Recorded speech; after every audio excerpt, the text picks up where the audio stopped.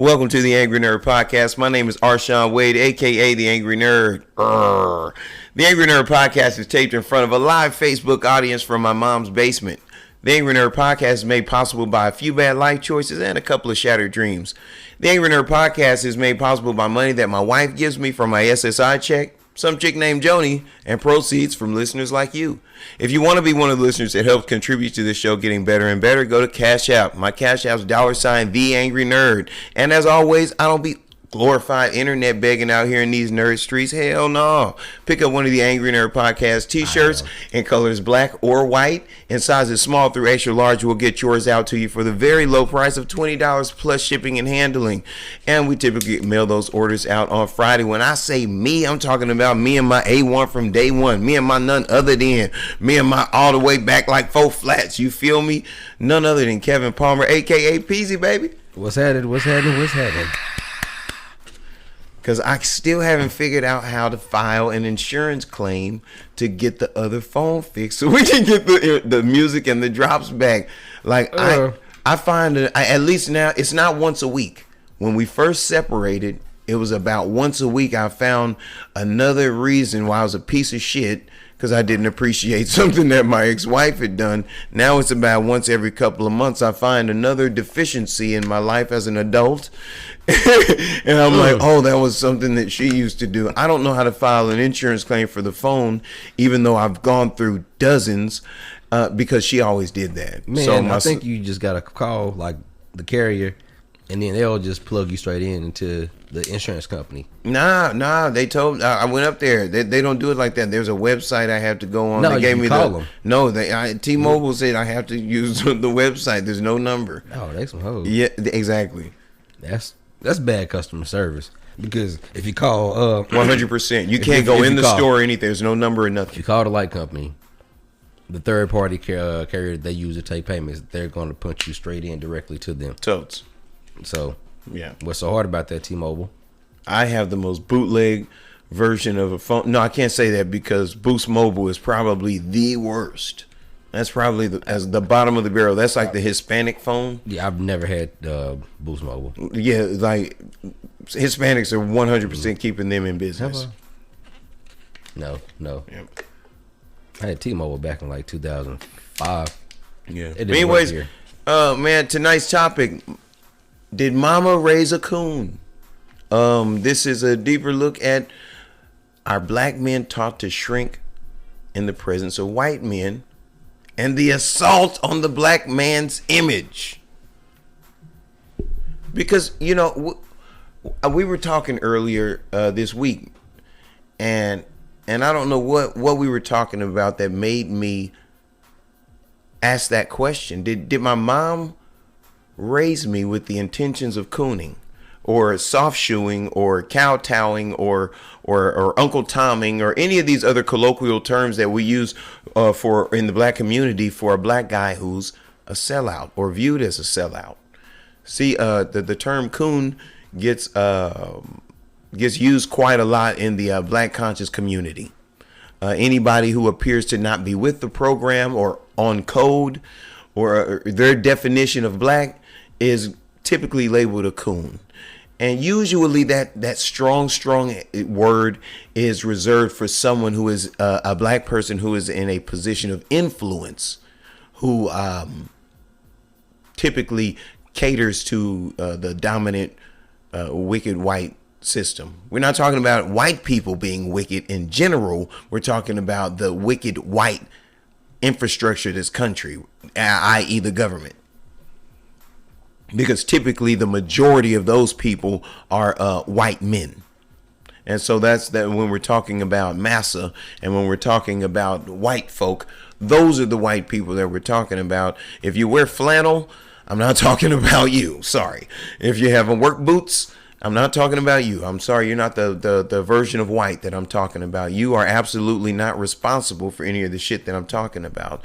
I'm talking about real white. I'm talking about wingtips and very, very expensive pencils and stationery that change legislation and shit like that. That's the white I'm talking about.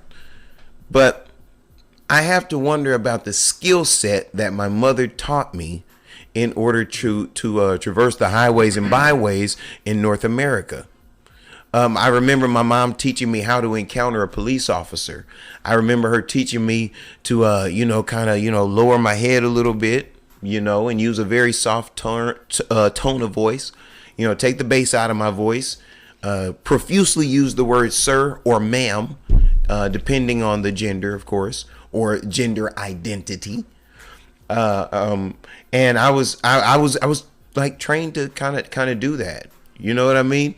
And as a very proud black person today, for lack of a better term for what racial group I belong to, I reject that pedagogy. You know what I mean? Like, I reject that. You know what I mean? That subservient kind of way of doing things that, I'm humble and low. Like, why can't I be big and bold because I'm a black man? I have to be humble.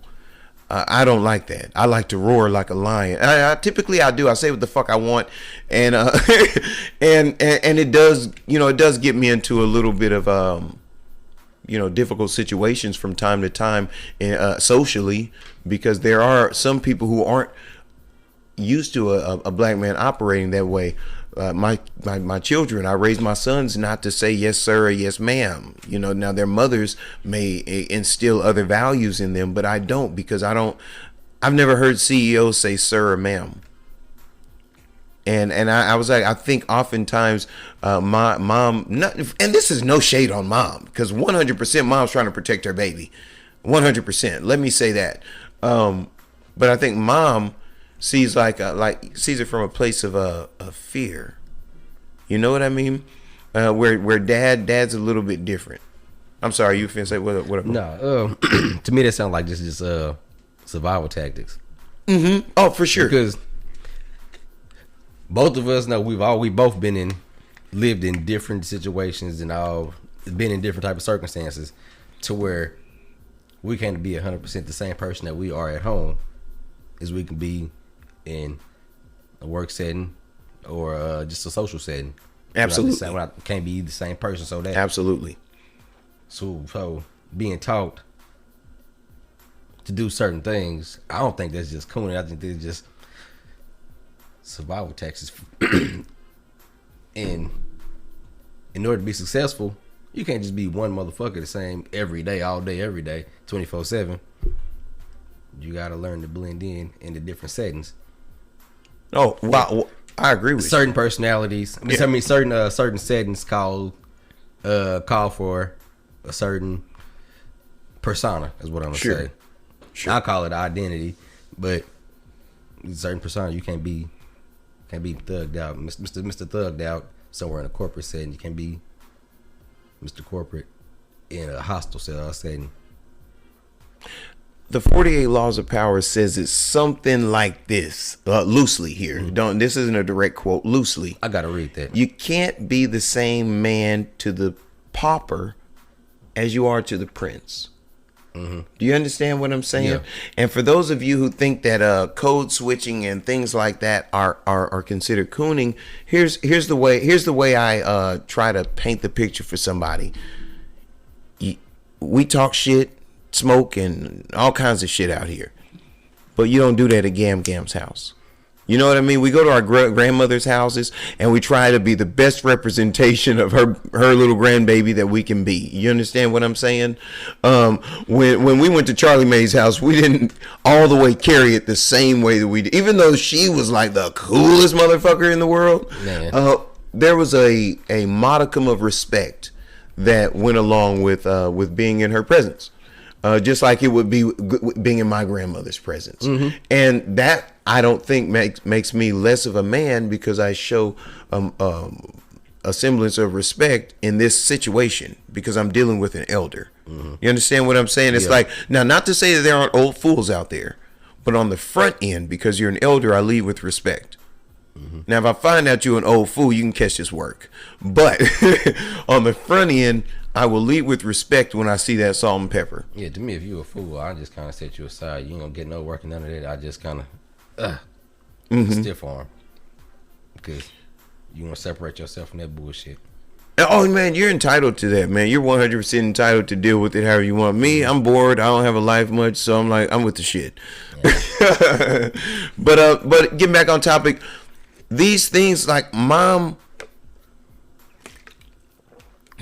is like a very, you know, my mom. She's a very bold. She's a very proud, strong black woman. But when I look back on some of the things that she taught me in order to survive. She taught me, and I don't necessarily count it as a bad thing. I just know that in my life, I know, especially the way I talk, automatically, a lot of girls automatically think I date white girls, and I don't. Just not out of prejudice. It's just I don't find white women very attractive. Even a very attractive white woman is not sexually arousing to me. You know, like I'm like, damn, that's a bad bitch. You know, but I don't want to have sex with her. You know, light skinned black bitch. And it's just that way.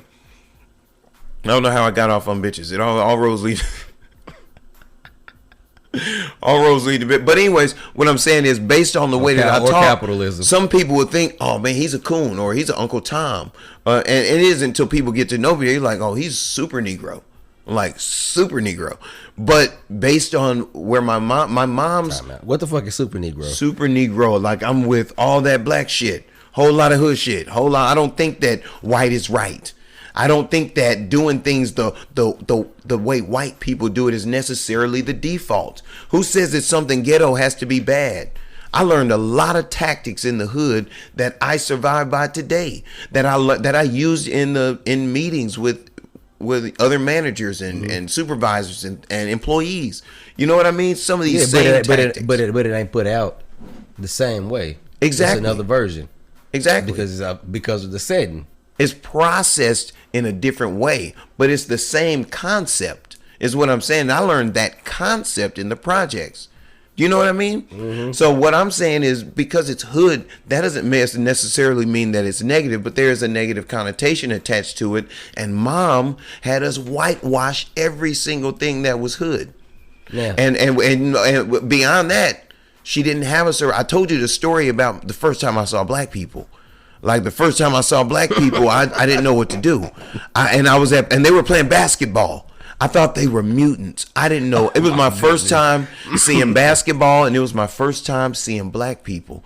And I said, and they were like, and you got to understand, in L.A., like when you play basketball at the park in L.A., like these are all wannabe NBA hoop stars and hood celebrities and stuff like that. Like all these boys are like professional players. So they're all 6 foot something and got muscles and stuff. So you can imagine this little black boy with his Docker shorts on, this Bugle Boy shirt. Carlton.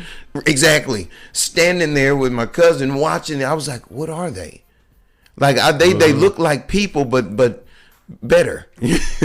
Man. I had no idea.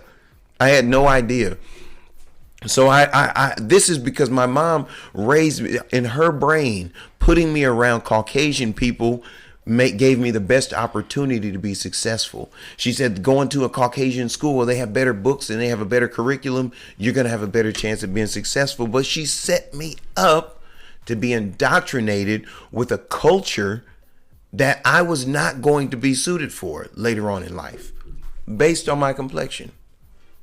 I'm gonna walk around with you see, here's what I mean when I say that. Let me clarify.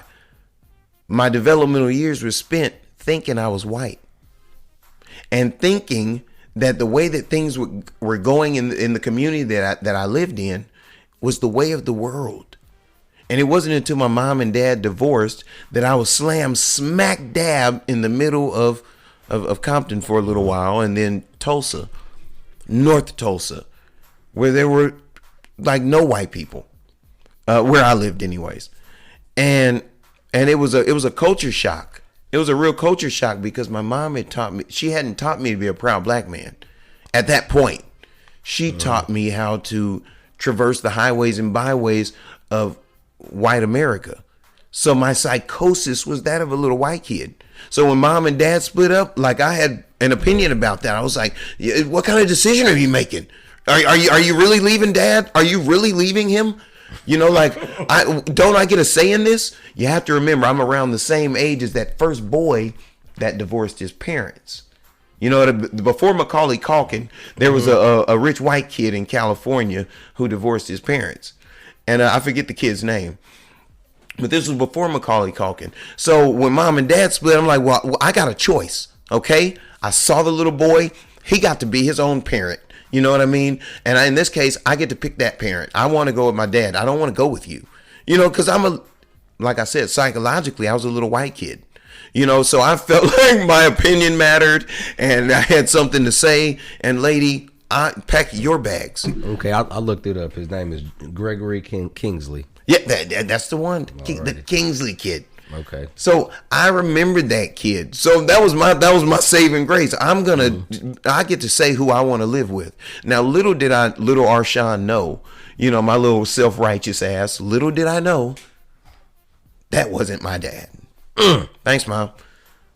Boy, let me tell you, I ain't going to talk about what she was doing with that vagina in the 80s. I'm not going to do that in this show. I know that's why she hadn't spoke to me in a while. She called me the other day. I got to call her back because, I don't think she talked to me since the last time I said something about her vagina on here. So I'm not going to say anything else about my mom's vagina. I mean, I'm saying something now, but I'm only saying to say I'm not going to say. On to the next, nigga. Okay. Sorry, Mom. I love you. Dang, it's getting close to the holidays. She probably bought me something. She taking that shit back. But anyways, I know my mom was trying to make sure that her baby survived.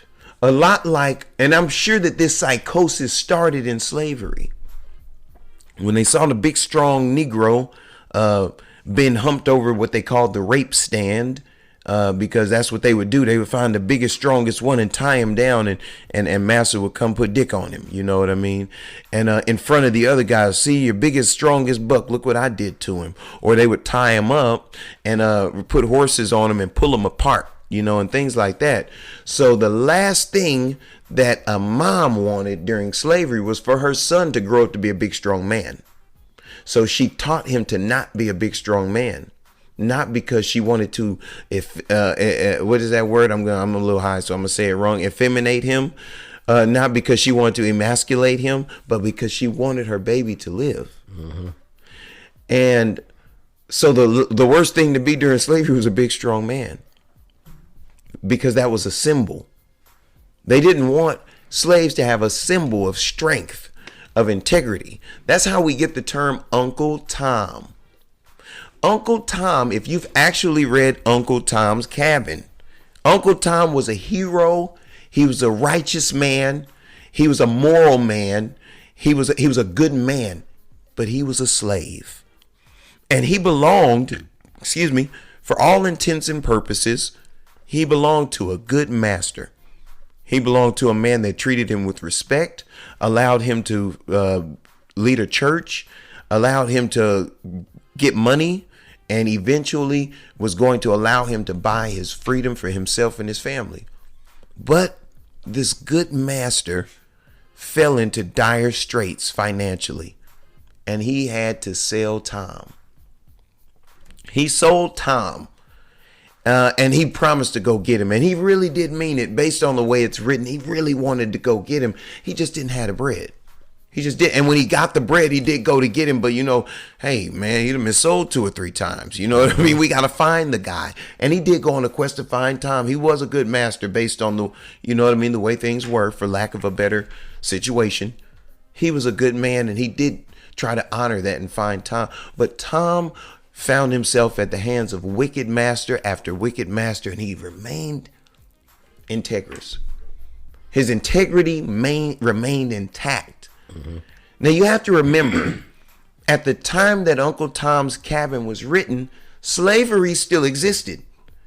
Slaves were still there, and slaves would accompany their masters to the vaudeville shows. Sound like this was a book wrote to make slaves think that their original master is on the way looking for them, trying to save them. No, hear me out. Get the whole thing first, and then you get my point. That's what I got. Let me get there.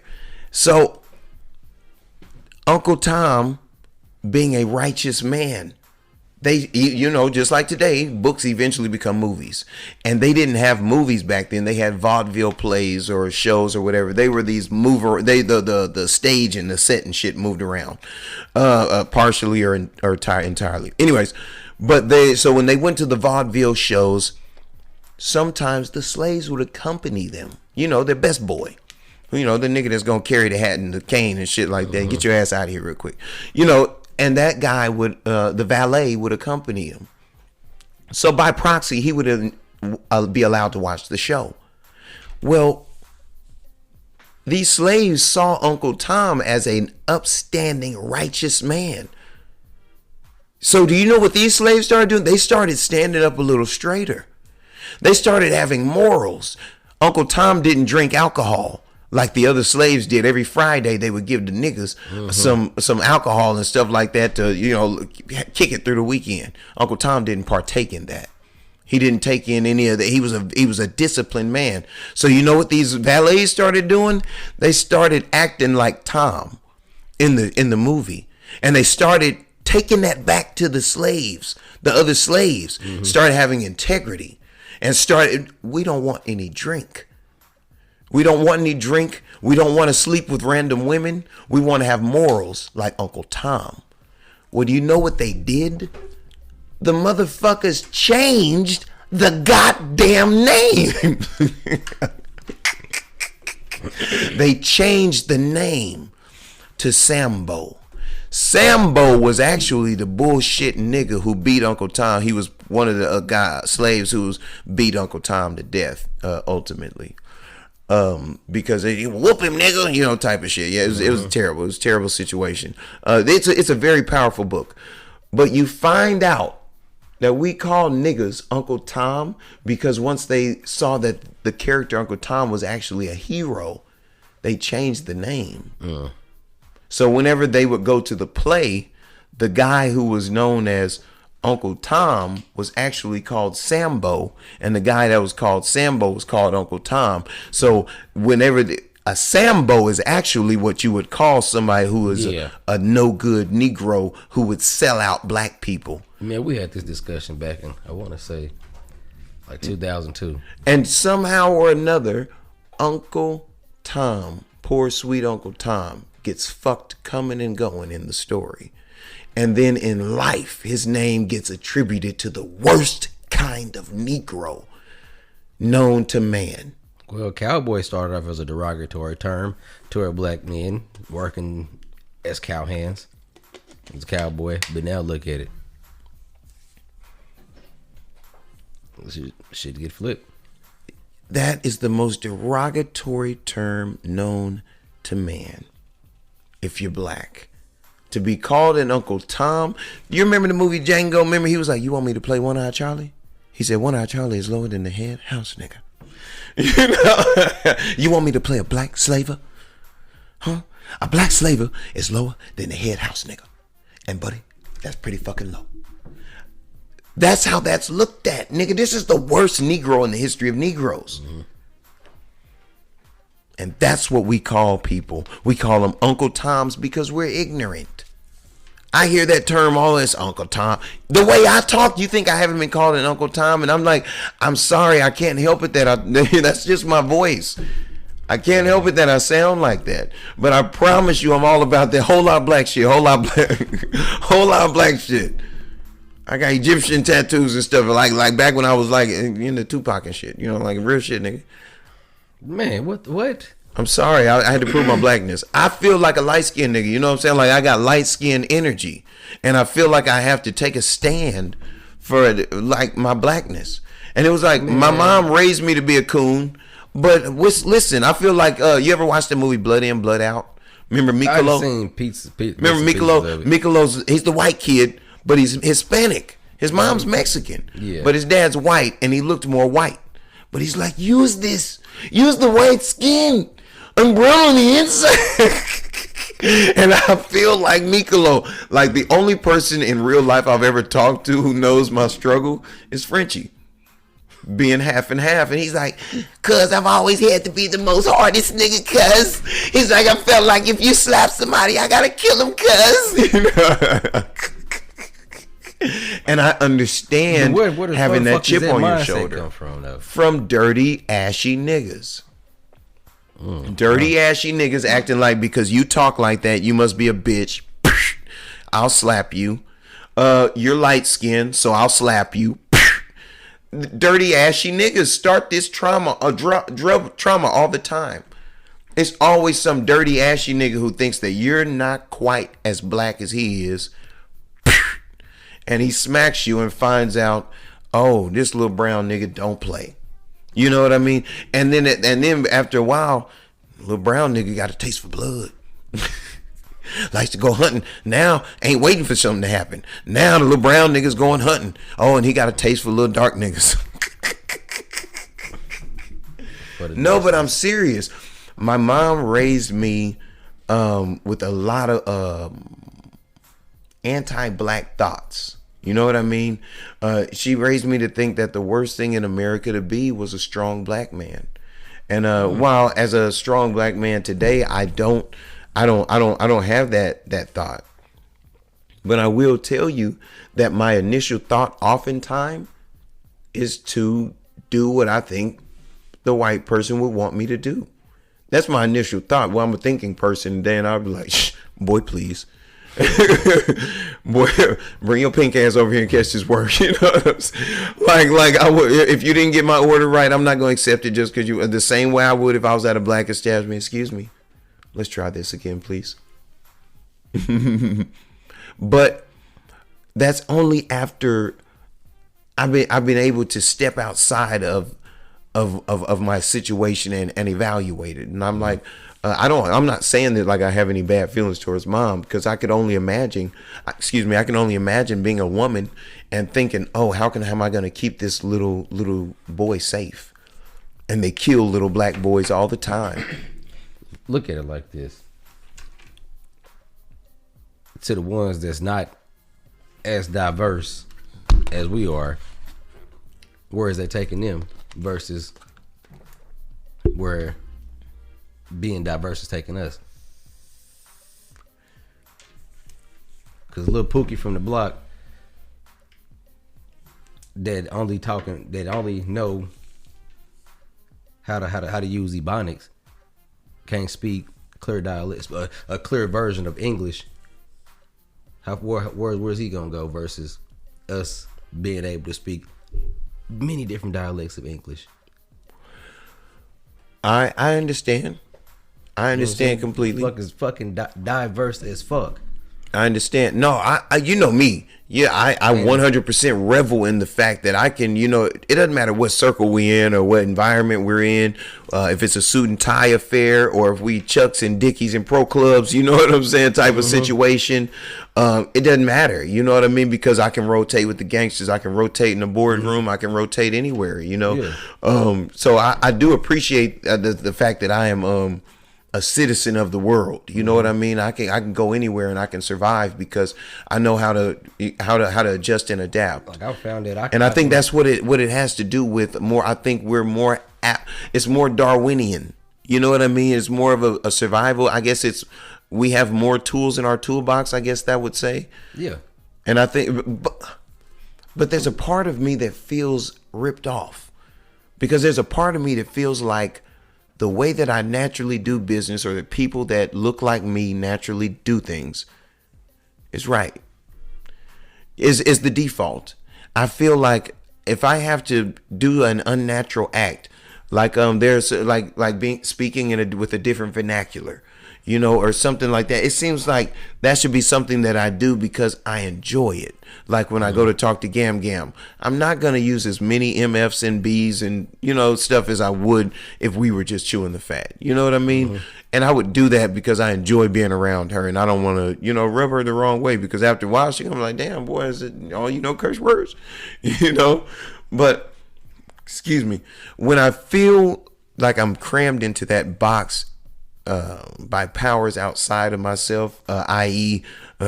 Job interview or meeting someone to see a house or an apartment, it's like I have to come over here and tap dance, and I don't know, the older I get, the less I feel manly about that situation. No, you just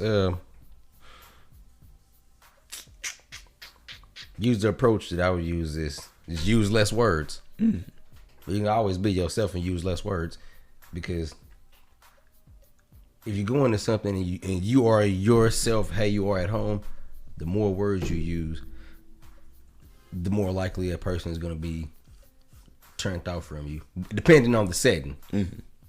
Like I say, if you're trying to go get an apartment or a house and you're yourself at home, you know, or the person you are with your family, you're more times not gonna be well accepted. Sure. But if you are your original self, but you use less words, the less they know. Oh, sure, They can judge. Yeah, that's the old adage, you know what I mean? Better to be a fool and, you know, you say nothing than to open your mouth and remove all doubt. You know, that's okay. I told you I conceptualize. Yeah, I have to understand it as a concept. Yeah. So it is a little more broad for me. You know what I mean? Like, I'm like, I got you. Yeah. That's because it's like, you know why I'm here. Don't have to do a whole lot of chit chat. I use. But then I could gauge the situation, because this could be a chatty catty. Who wants to engage to really see, you know what I'm saying? Okay, you're a nice guy. I use that approach with the AAU team. Like, I don't talk to the parents a lot. I focus more on the kids and our game plan and that. But when I do talk to the parents, I give them very few words, but it's always the real me, because I'm always when it comes to basketball and coaching, I'm always in a competitive mindset. Sure. So when I do talk to the parents, it's always about the kids improving. So that competitive mindset is still there. So it's 100% raw, 100% me. But it's less words. Because I don't want them to know that every other word gonna come out my mouth is gonna be a cuss word. Sure. I'm not cussing your kid out, but there is cuss words being used. I am. No, just know I'm not if you send your child, I am use the cuss words, because that's how I am fire. I am fire, bro. When it's time to compete, I am fire, and I'm ready to burn some shit down, bro. Lil Kevin or Carter gets cussed the fuck out if they were Uncle. Just know, if you send your kids to me to be trained to learn martial arts or boxing or for fitness, that little motherfucker is catching that work. I am not going out, and I want you to know this. Mom, leave please. Dad, leave please. You know why? Because I am words add value to shit. Cuss words add value to your sentence. Because I am not going to be their parent in here. I'm their coach, and a coach sometimes is going to use whatever method necessary to get something out of a superstar that the superstar didn't even know was there. And that shit, man. That shit limit a lot of the coaches in the schools, because they don't use a lot of cuss words around the kids, and you don't get what you actually expect, or what them kids can produce. You don't get that out of them, because the words you putting out there shade. It's not registering. No shade. Nathan Mitchell was beating my ass in Mississippi. I couldn't see. Shut my eye in the first round. I couldn't see. We're throwing hands. Every punch is coming a quarter of an inch shy. I'm like, it's disheartening because I can't see him. And I remember sitting on the stool, waiting, and the doctor's gonna stop it. The doctors come over there, look at my eye. I'm trying to hold it open. I can see, guys, don't stop it. And coach said, how's your eye? And I was like, it's all right. He said, fuck your eye. If you don't go out there and finish this dude, they're gonna stop it and you're gonna lose. You gotta go get him. Fuck your eye. Man. And Kirby is a whole Christian, a whole youth minister, a whole praise leader. Yo, why you throwing? I ain't never met him. I gotta meet him. He's a whole praise leader. Why you throwing? That's my guy. Why you throwing my guy out? Everybody under the bus. Let me tell you, everybody knows who Kirby is. Kirby is a real man, and he did what he needed to do in that moment to get some. Because if it hadn't been for Kirby putting that sense of urgency on me, if you watched that third round, I went right after him and went and got him, boom, drug him got him out of there. And it was because he put that sense of urgency on me, because he's gonna get you out of here if you don't get get in there and get this dude. You don't have much time. No. Go get him. And it's because sometimes you may have given up on yourself. You may not feel it. You may not see it. And motherfucker, I see it. And that's what you need. And that's what sometimes you can only feel it when that guy is being his authentic self. And sometimes your authentic self, that nothing drives the point home sometimes like a good, solid, well-placed fuck. You know, and a coach should have the latitude to be able to use that. You know, and that also made me think about shout out Nick it's a lot of different promotional ads are being used now to using cuss words. It's the guy that was selling cars. You remember the commercial? It was on TikTok, and he was pulling up using all kinds of cuss words and all that shit, and fucking went viral. I'm pretty sure he sold a lot of vehicles. Definitely. What other motherfucker you want to know? Just, what's up, motherfucker? You trying to buy this goddamn car or what? Shit. This what the motherfucker look like. That's hilarious. Yeah, but it fucking hit home. Because that's what you really want to say. Well, here's the thing. You have to be leery about cussing at these weak ass kids because their mothers are raising them in a sensitive way. A lot of them aren't used to hearing the voice of a man. They're not used to hearing the voice. Their daddy not there. You know what I'm saying? And then when he is, he getting cussed out by their mama. So they're not used to hearing the voice of a man. They're not used to hearing the voice of a man. So when coach tells them, hey boy, get up from there and go sit down somewhere. What's wrong with you? Because let me tell you, when I was growing up, our coaches, they wouldn't have gave a fuck if your mama came up there talking none of that. Hey lady, get off my field. Get out of here. How'd she get over here? Who let her back here? Man. They didn't. Total misogynist. You know what I mean? What are you doing here? This is no place for women. You know, like they were some real tough, rumbling guys, and wasn't nobody out there crying when we played football. But these kids now, they're not even hardly playing football. They just out there pushing each other a little bit with a ball, you know, because mom is out there. But mom is just trying to protect her baby.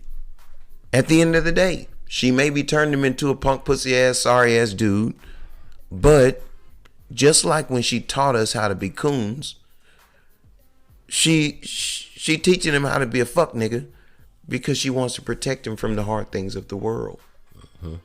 It's not that she has the intention of making him a sucker ass nigga. See, dad sees into the future. We got demystified from that shit a long time ago. And we see reality for what it is. And if I don't get this boy prepared, if I got hit by a car tomorrow, have I taught him enough to be ready to survive without me? Because we know what's going to happen if something ever happens to me. We know. That's how we broke out of that shit. What mama taught us and how to survive this and how to survive that. That's how we broke out of it, because fuck that. Fighting back, standing up. Eventually a man has to stand up. And it starts with unlearning a lot of the shit that mom taught us, not because she's a bad lady, but because she's just a sweet woman who is trying to make her baby survive childhood, adolescence, and adulthood. And get grown and have him some kids and then figure it out and understand, oh, this is why she was so scared all the time. Because now that my baby don't live with me full time, my baby boy, oh, I stay in perpetual fear because I don't see him. I don't have eyes on him all the time. You know what I mean? I don't know 100% where he's at all the time. So I understand the fear and trepidation that goes with being a somewhat that goes with being a mother, because although I do carry sperm in my testicles, I didn't carry that baby and he didn't grow inside me for 9 months. So I do not have that attachment, and I'm not going to act like I do. But I will say that I somewhat understand the fear that goes along with, does he know enough? Is he going to be equipped to make it without one of these damn cops killing him, or one of these school officers, or one of these gangbangers, or somebody's drug getting him, or one of these sorry harlots doing something to him? Is he going to survive all this wickedness that I've seen out here? Is he going to be prepared for that? So while I'm not angry about that, I am saying there comes a time, Mom, where you got to step aside. If your child, if you have a son, and this is me, if you have a son, all your energy is supposed to be going into making sure that that boy learns everything that it takes to become a man and to survive and to learn how to adjust and how to adapt. And I feel like sometime if you're not strong enough, mom will interfere greatly with that. It's funny with the first baby. Like Dominique, like Noble, but I thank God Noble's got a lot of. Dominique's a stubborn person too, so he gets like a double dose. Noble's real stubborn, so she doesn't really get to bleed on him that much. And I'm thank God for that because I know that's her first baby, so I was really relaxed. I tried to, and then but that's the first baby, let her. This is her process. Let her make some mistakes too. You know what I'm saying? Because she like, I don't give a fuck what you already know. She said that one time. I don't give a fuck what you already know. And then it made me think like this is her experience. Man, don't be lying on her. She ain't said it like that. Oh yeah, she did. Dominique is nice as hell. She did. But I understood that this is her experience. You know what I mean? And some things she wants to go through. She wants to make the mistake. And I thank God that. Even though I fell back and I was a little more soft in the hands than I was with Adrian, with Nina and Lil Sean, because I was very militant with them. You know what I mean? I was very militant. Like if they cried, like Nina didn't like me, but she wanted to be picked up, and hey, you better get her. Shoot, she didn't like me, so hey, you better pick her up. Shoot, I didn't play at all. But I get it, Mom. But you got to get the fuck out of the way so I can teach this boy how to really survive as a man. So I can teach him how to go into a place and not demand something, but command something. Your presence commands. The way that you conduct yourself and the way that you live commands things. A child goes in, a spoiled brat demands. Give me this. I want that. That's a spoiled brat. That's demanding. But when you command something, when you step in that motherfucker, people know that's somebody. You don't have to act like that. You don't have to act like you somebody. Your presence will command. It will command what you want. And people will come to that. People will bend to that. But you have to be taught that. You have to be raised that way. You can't be raised to be a servant and expect to be a boss. True. You're raising your children to be servants, employees. You're not raising them with a CEO mentality. You're raising them to say please and thank you. And thank you, Jesus. Thank you, Jesus, for my No, that's some shit that my mom used to say all the fucking time. Don't get me started on She used to always say, be a leader, not a follower. Sure. That was some shit that she drilled in our head, boy. Like, shit. The earliest I remember hearing it was probably I was like maybe 8 or 9 years old. Sure. And I heard that shit to the time I fucking moved out. Be a leader, not a follower. Be a leader, not a follower. And what I see now is that there's no individuality. There's a serious group identity going on with the youngsters, and it doesn't appear that anybody wants to be their own person. They don't want to eat anything unless it's the thing that everyone else is eating. Oh, I only eat this kind of chip because it is bussin'. And I told my son, bitch, if you tell me something else busted in your mouth, I'm kicking your fucking ass. Don't tell me about anything else busting in your mouth. I don't want to hear about nothing like that until you're an adult. At all. Then the conversation will be fun. But at this point, I don't want to hear about one more Cool Ranch Dorito busting in your damn mouth. Said that motherfucker good. Right. Yeah, that shit good. The motherfucker. They are zesty as hell. Because that was Ritz. That wasn't a regular talking cracker. I swear. That's what you say when something tastes good. Yeah, that was good, boy. Shit, fucking boy. Get me. Please have another one, please. Man, I swear, but I don't know what it is, man. My son's zesty as hell, cause he wants to say something in the sauciest way possible. And I was like, I guess we did play like little sucker games like that growing up, but it just seemed like they mean it a little bit. Man, Man.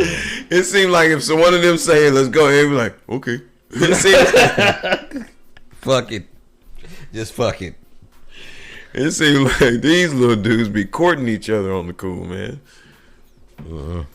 But it goes back to like I said, mom bleeds on the kid. She's just trying to teach him how to survive. But some of the byproducts is these young men. The motherfucker don't want to just survive. Motherfucker want to thrive. But these young men. But here's the thing: these young men start to adopt their psychology. That becomes the problem. That means they never get to process, reason, or think like men. They never get taught that. So how do they do it? They emote like a woman. They process like a woman. They project. They deflect. All these very womanly traits, which are okay if you have a vagina. Sure, these things are dope as long as you have TNA to go with them. But when you're a man and you operate that way, you're going to find yourself in a hurt lock. You're going to find yourself in a hurt lock, in one of the hurt locks of life. Because there are hurt locks of life waiting for you when you don't know how to operate as a man in your proper capacity. Oh, yeah. When you don't know how to negotiate, when you don't know how to stand firm and look a man square in the eye during a negotiation, when you don't know how to stand firm on your price, when you don't know how to say, okay, nah, that's not what I want, so I don't want it.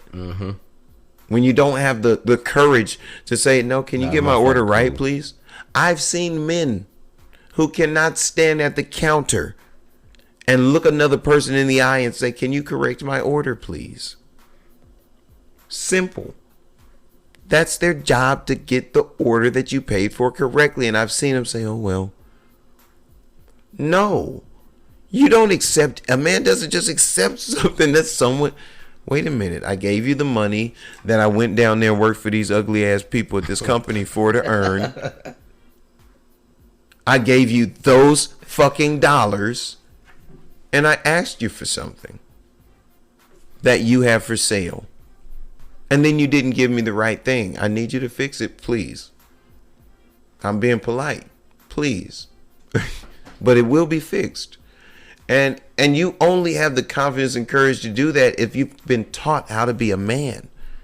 I had to learn how to be a man on the Late Show. I'm not speaking, as Paul would say, I speak not as if I've already attained, but as one who presses on toward the upward call. Because I had to learn at a later date. Thank God I'm pretty sharp and I'm a fast learner. I'm a quick study. Thank God. Because Jiminy Cricket, I've been in some jam-ups.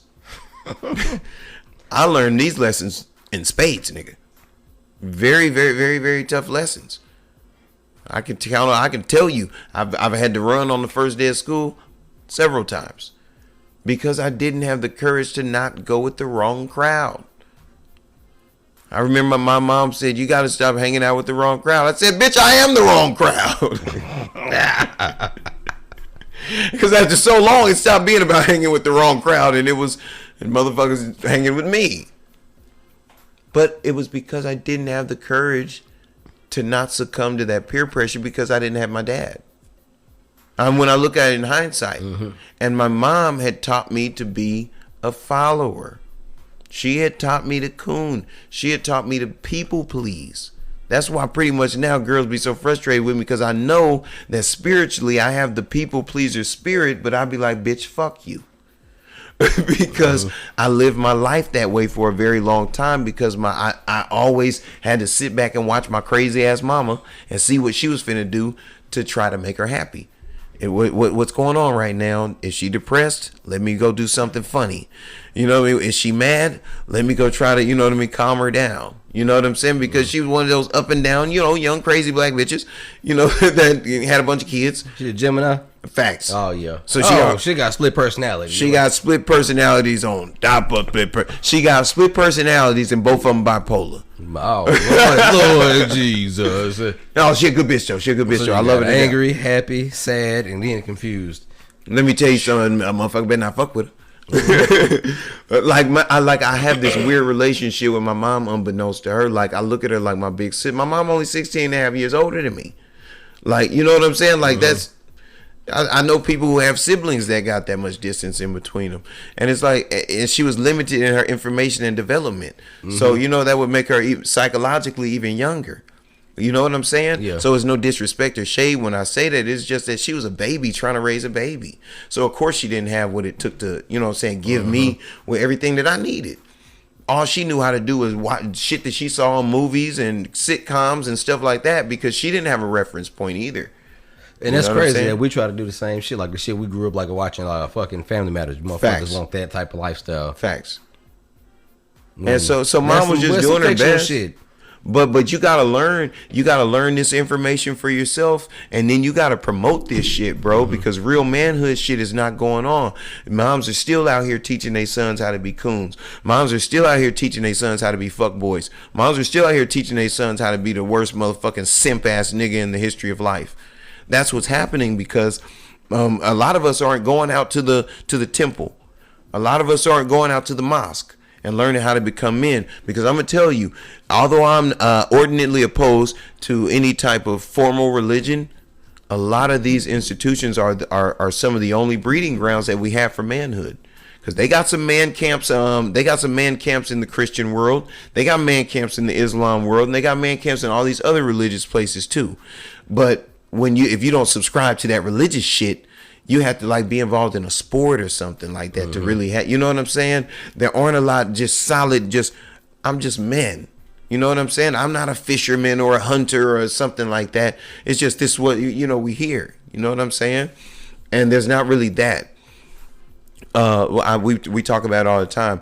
There's no real like rubric for manhood in general. Yeah. You know what I'm saying? It's all kind of like on the periphery of something else, like sports and outdoors, or you know what I mean, or some just shit drinking like that. and getting fucked up. Facts. Yeah, you know, it's associated with some sort of mindless task like that, and it's not just its own institution.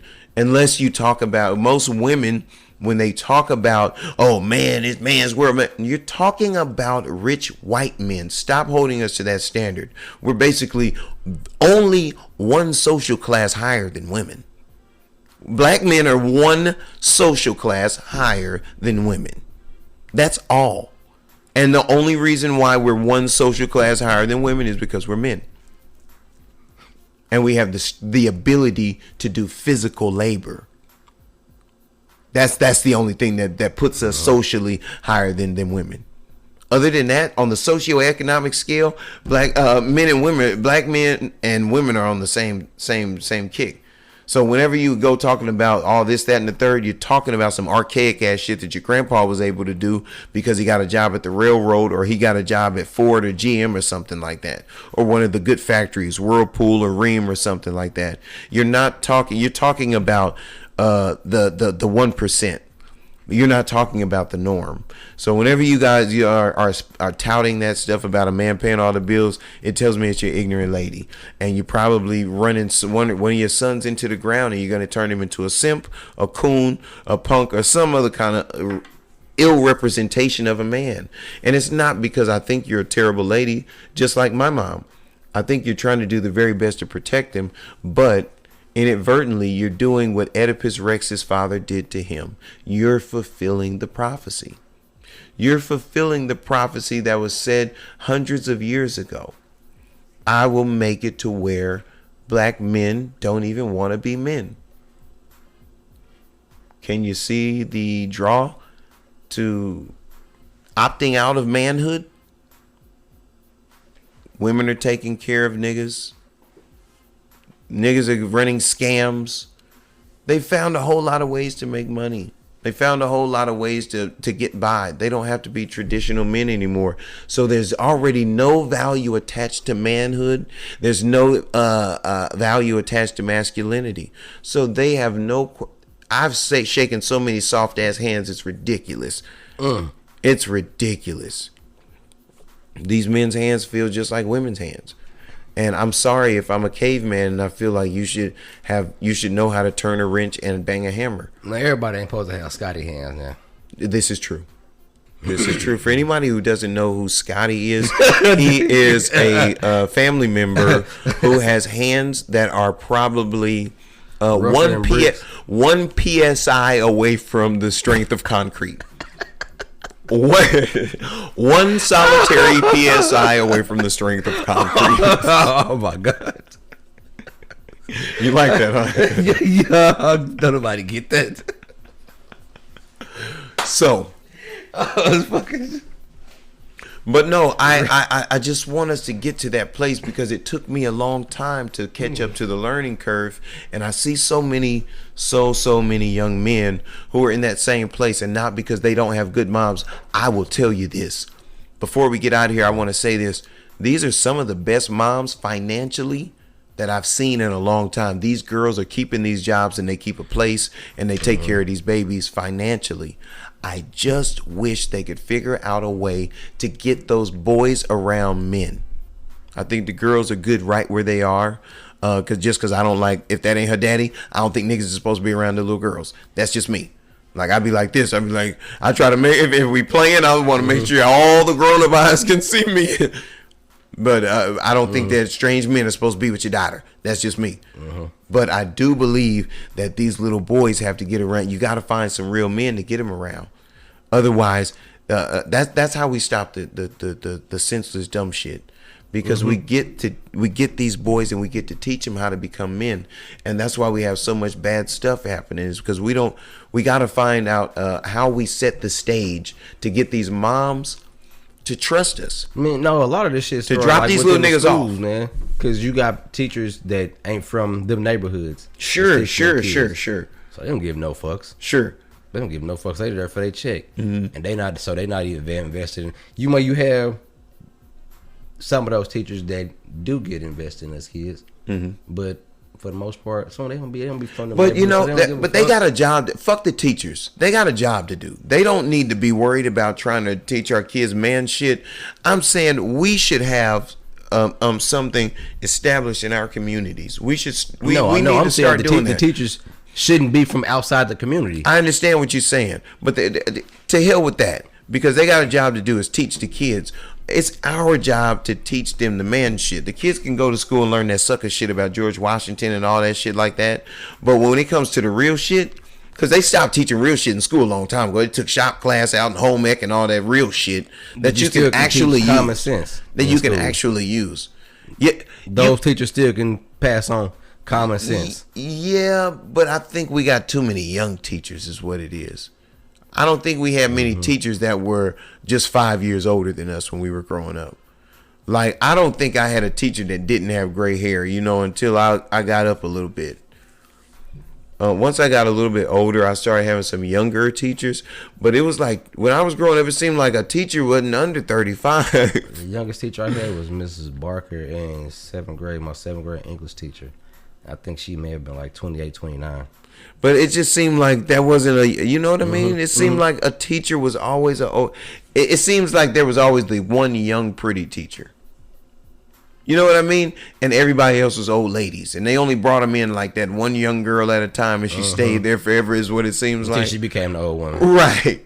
But it always seems like there was one super fine ass teacher and then a bunch of old ladies.